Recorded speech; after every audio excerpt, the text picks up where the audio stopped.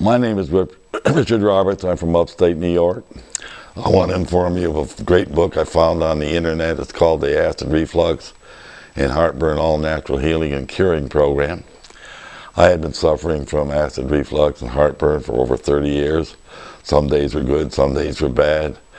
I tried all the over-the-counter medications, the antacids and the Tums and Pepcid, which gave me temporary relief. I went to the doctor. He prescribed Zantac. Later on, he prescribed Nexium.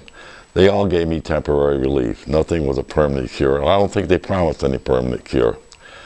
Anyway, I went and continued searching on the internet, found this book, went on the program, and in about 2 days I started feeling better.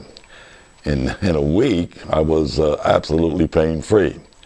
Now I know that the medicines I was taking blocked the production of stomach acid, which is essential for absorption of food so the body could get their vitamins and minerals necessary for life.